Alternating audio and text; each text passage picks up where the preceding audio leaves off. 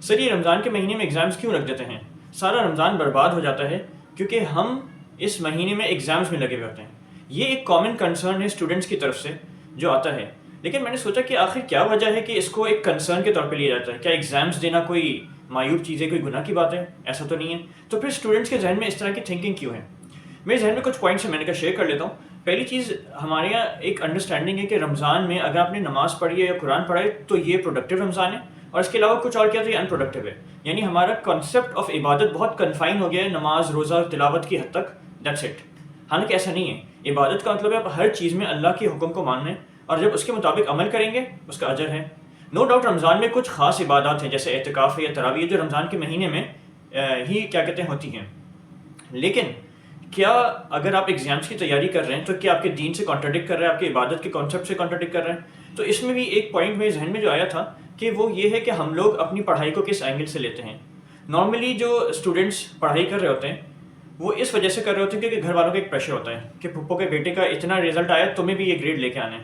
یا ایک پریشر ہوتا ہے کہ تم نے انجینئر بننا ہے، اس یونیورسٹی میں داخلے کے لیے اتنی گریڈ چاہیے، حالانکہ شاید اس بچے کا مزاج ہی نہیں انجینئر بننے کا. تو وہ جب پڑھائی کر رہا ہوتا ہے وہ اس کو ایک پریشر کی وجہ سے کر رہا ہوتا ہے اور اس کو ایک دنیاوی چیز سمجھ کے کر رہا ہوتا ہے.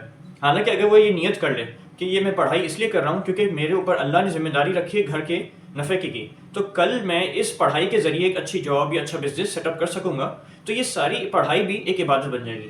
اگر آپ اس نیت سے پڑھائی کر رہے ہیں کہ میں اس کے ذریعے لوگوں کے فلاح و بہبود کے لیے کام کر سکتا ہوں، کوئی نئی چیز ڈیولپ کر سکتا ہوں، سائنٹیفک ریسرچ میں جا سکتا ہوں، یہ عبادت بن جائے گی. لیکن اگر آپ واقعی پڑھائی اس لیے کر رہے ہیں کیونکہ پھپھو کے بیٹے سے مقابلہ کرنا ہے، تو آپ کا یہ کنسرن اپنی جگہ بالکل ویلڈ ہے کہ رمضان برباد ہو گیا ہے، کیونکہ آپ ایک ایسی موٹیویشن یا ایسی نیت کے ساتھ ایک کام کر رہے ہیں، پڑھائی کر رہے ہیں جس کا ایکچولی کوئی اجر نہیں بن رہا. تو اگر ہم اپنی نیتیں سیٹ کر لیں تو یہ رمضان کے مہینے میں ایگزامس کی تیاری بھی عبادت ہوگی.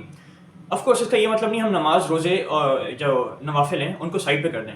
آپ اگر اپنے روٹین کو افیکٹولی شیڈیول آؤٹ کر لیں تو ایگزامس ہونے کے باوجود بھی آپ بہت پروڈکٹیو رمضان بنا سکتے ہیں.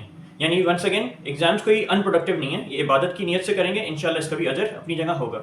لیکن اگر آپ اپنے آپ کو شیڈیول کر لیں اور اپنے ٹائم کو اچھی طریقے سے مینیج کر لیں تو کیا مسئلہ ہوگا.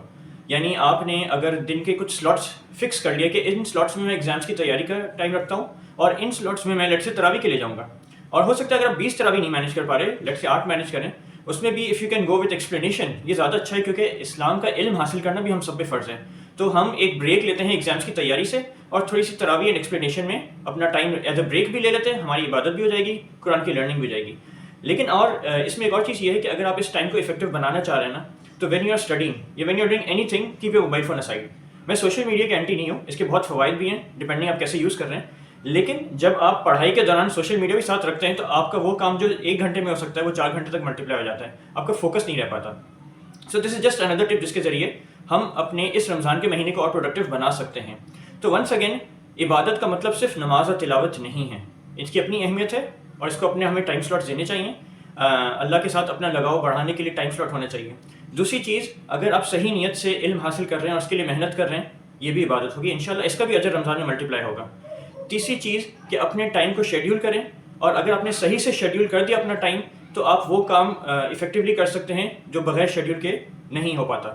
اور لاسٹ چیز کہ جب آپ ایک کام کر رہے ہوں تو اپنا موبائل فون سائڈ پہ کر دیں تاکہ اس وقت وہ کام فوکس طریقے سے ہو سکے اور بہت جلدی آپ وہ کام اچیو کر لیں گے.